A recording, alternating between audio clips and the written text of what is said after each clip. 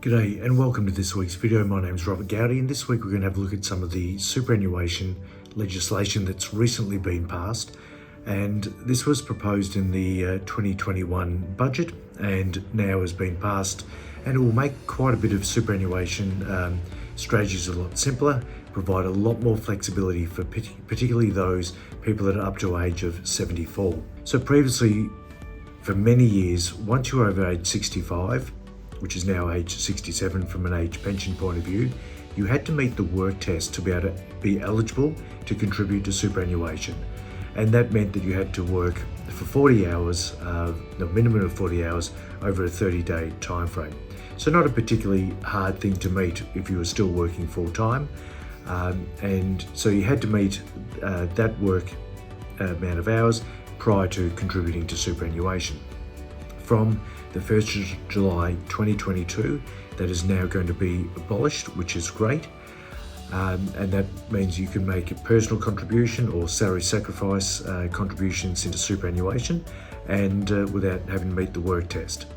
Now, if you're going to claim a tax deduction on a superannuation benefit, you will need to still meet the work test in that scenario. And for those that have just turned age 75, you'll need to make your contribution no later than 28 days after the month you turn age 75. So this will give us a huge amount more flexibility from a recontribution strategy for those that are retired and there is taxable components within your superannuation fund. It gives us the ability to take some of this money out and place it back into superannuation. And that reduces the potential tax that is payable when someone passes away and the money goes to a financial dependent. So the taxable contribution, which represents your employer contributions or money that you've put into superannuation over time as a concessional contribution where you've claimed a tax deduction or received a tax benefit at the 15% tax rate. So that taxable component going to non-dependents is taxed at 17%. So this gives us a lot of flexibility all the way up to mid-70s to complete contributions, withdrawals, and then contribute the money back into superannuation if it's beneficial to do so. The other part that was goes hand in glove with this change is the ability to use the non-concessional and the bring forward rule, and that allows you to bring 2 financial years of contributions forward into the one financial year. So previously it was $100,000 per year as a non-concessional. You can now put in $110,000, and all the way up to age 74, you can use the bring forward rule and put in $330,000 in one hit. So, and then you can't put anything for the 2 years thereafter.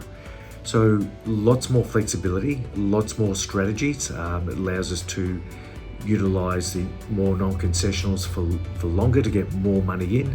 It allows us to balance out superannuation benefits where one spouse might have a higher superannuation balance and starting to threaten the total super balance, where once you get over $1.7 million or 1.6 under the previous rules, you can no longer put in non-concessional caps. So we can even out superannuation between spouses, and we can also with the Downsizer legislation, which allows us to put a substantial amount of money into superannuation each year after you sell the family home.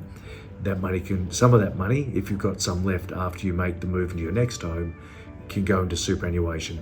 So it can preserve those benefits as well. Now, just on the Downsizer contributions, in the past has only been eligible for people aged 65 and above.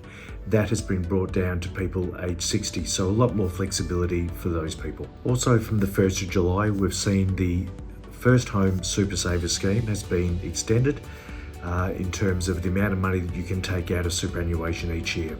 So each year you can put into superannuation up to $15,000 as concessional contribution, so it goes in at 15%.